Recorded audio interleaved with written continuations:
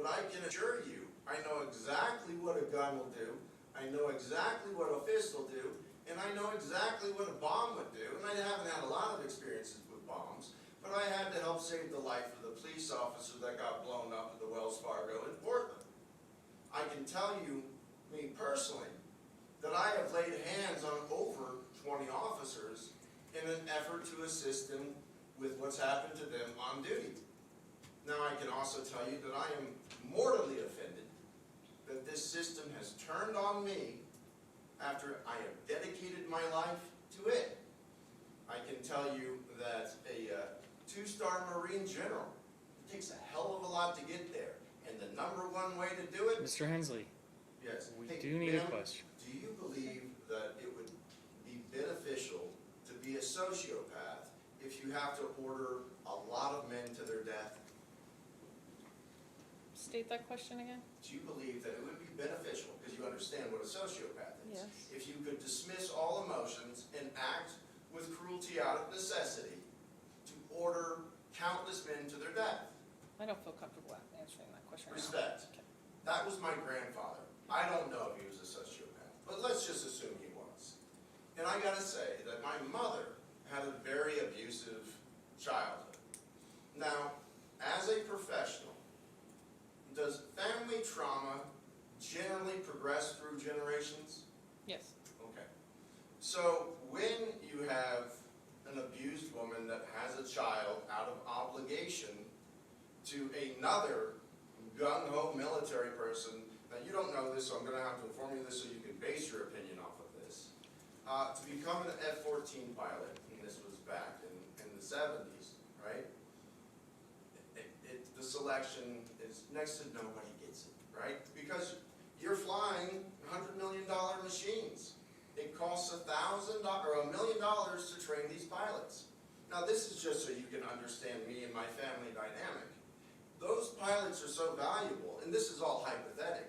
Let's say one of them, in a drunken stupor, runs over two sailors and kills one, but he's so valuable to the military that it's just pushed under the rug. Now, when you have those two personalities raising a child, I'm the youngest of the two, and love has to be earned and is so rare, and discipline is so readily handed out, do you believe that that might lead to a traumatic upbringing? Sure, yes.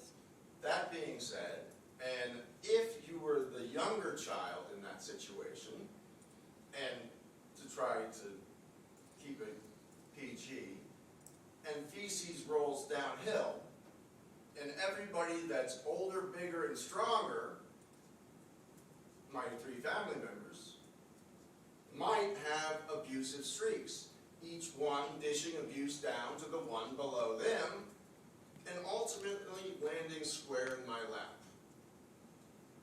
So, that being said, because you're a mental health professional, you understand the need of empathy, and you understand traumatic empathy, where somebody has to manage everybody else's mood for their own personal safety.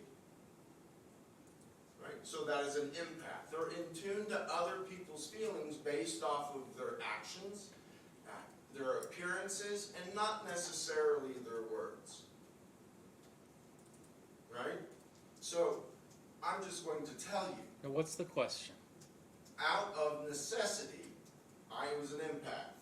Now, you said that you were familiar with Carl Jung's individuation, right? Sure. So what happens when an empath individuates? I'd have to look back. I'm not sure. I don't remember. Respect.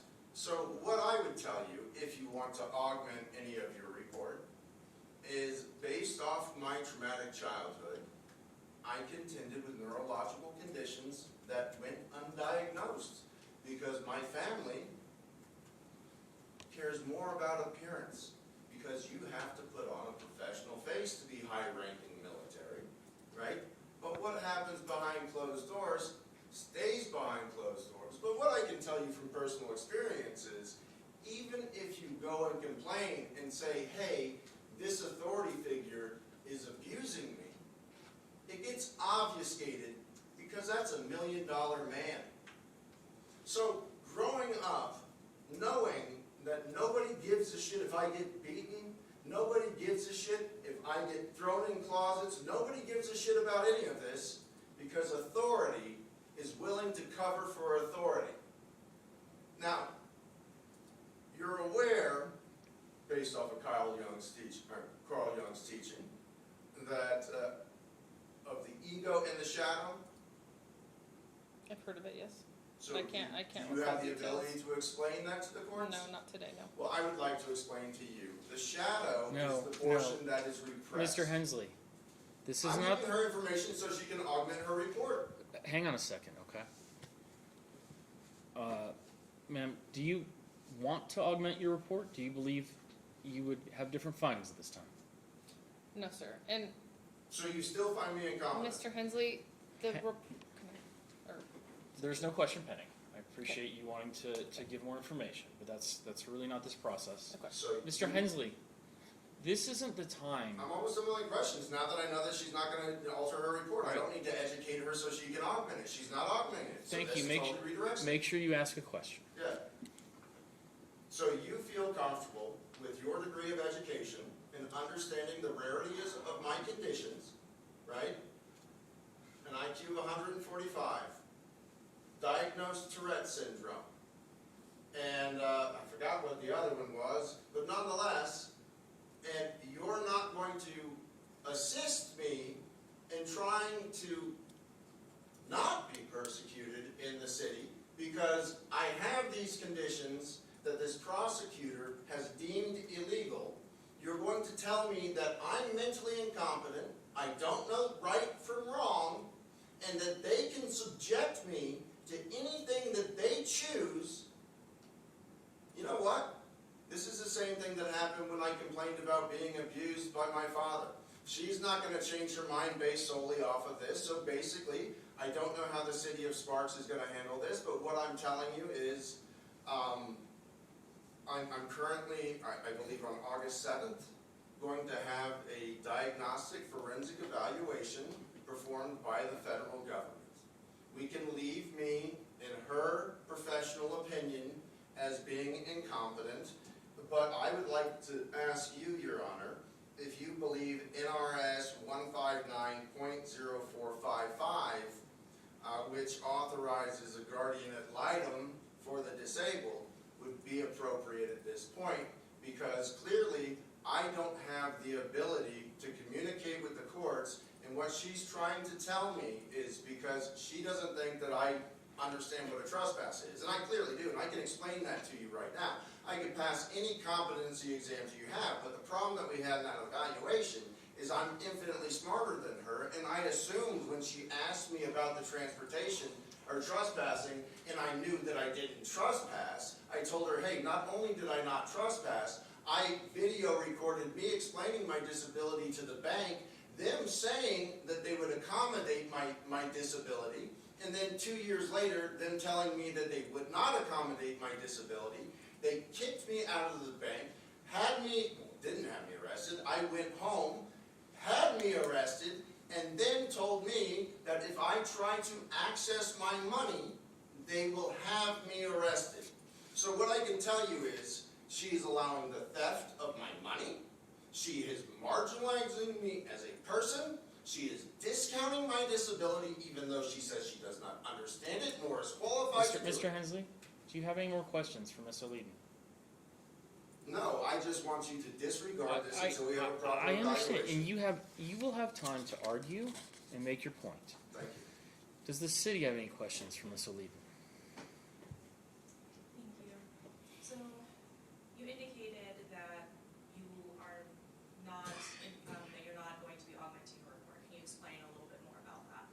So our competency evaluations are solely for the one specific charge and on that day that we meet with the individual.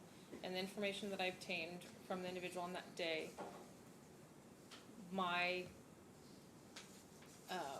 determination was because I didn't receive the information on that day with the trespassing charges and all the questions that I asked, he was incompetent on that day. It does not take into consideration I don't know if I need to say this, but it doesn't take into consideration history, past charges, childhood, or any of that. It's just specifically on that day.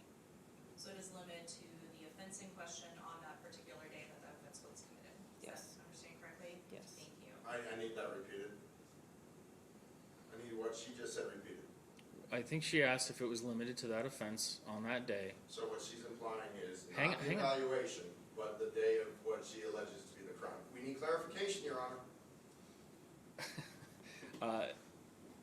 She gets to ask the questions, right? And I need to hear them I as opposing just counsel. I just repeated it for you, okay? One more time, because you repeated it wrong. And I would like clarification, and if we had a court reporter, I would like it read back. Okay. I don't have a court reporter in this courtroom. Okay, It's well, recorded. So what she said, I'm only gonna have access to this at the conclusion of the hearing, but what she said was that she deemed me incompetent the day of the evaluation, and only the day of the evaluation.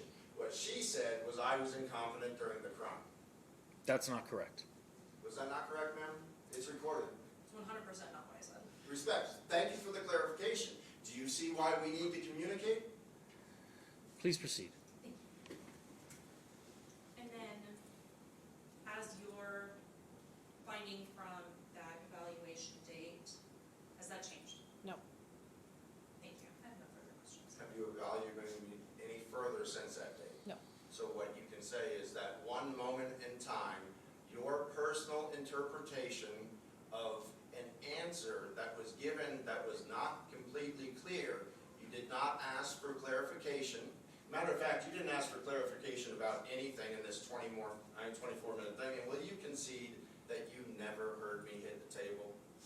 I did hear that, and I reported that wrong. So yes, I apologize for that, Ms. Rensley. So nonetheless, so why you did not understand the conditions that I had, or the conditions that I have, but the conditions that I had were exacerbated that day to a point that you were startled. Do you disagree that you were I startled? was startled, yes. Okay, so that being said, you might not have been in a complete moment of clarity. I might not have answered that one specific question in the exact manner that you wanted.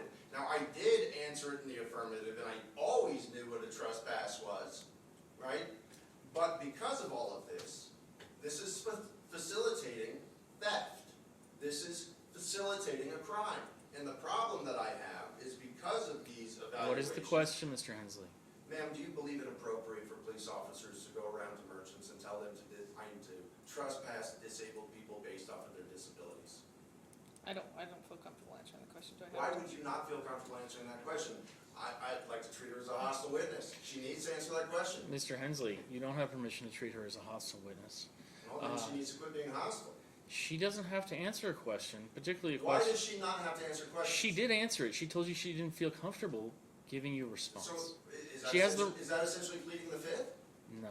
So, when I'm on the stand, well, not when I'm on the stand, but my accuser, when they're on the stand and my attorney asks them a question pointed to my case, they can say, I don't feel comfortable answering that?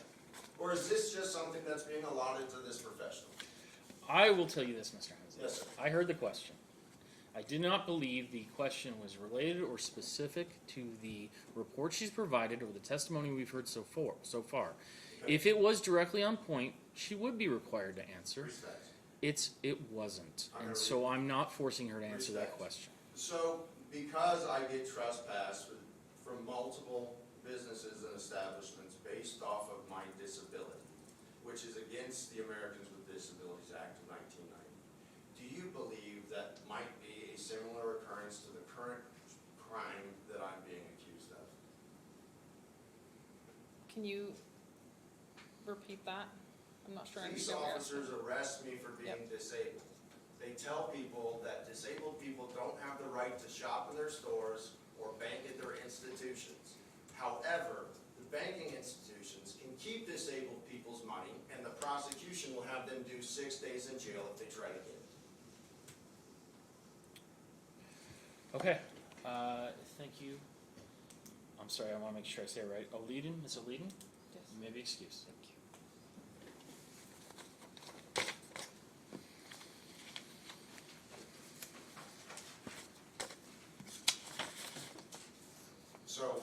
Mr. I Hensley. have one thing to say when you're done. Well, I just want to know, do you have anything additional you want to present? I do. So in summation, does the courts recognize my disability? I don't have a legal definition for a disability. I recognize that you have some issues that you're claiming are disabilities. I'm not disagreeing with you. The court does recognize, and I can provide documentation, that the federal government deems me disabled. I have carefully listened to the evidence that's been provided. I've listened to, frankly, your questions, your statements, your assertions that you have specific Thank you. medical conditions, and I've not ignored those. Thank you. So, I just lost my train. Please move on.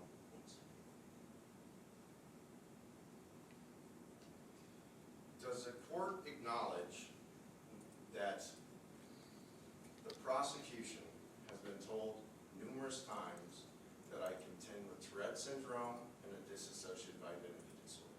So my thing is, I don't think I have to prove my disability. I think I have to state my disability. It's evident. And then it's up to the prosecution to disprove my disability. And that being said, the prosecutor has been informed of this. Not only has she actively participated with some vehemence in my persecution, she has reserved the right to further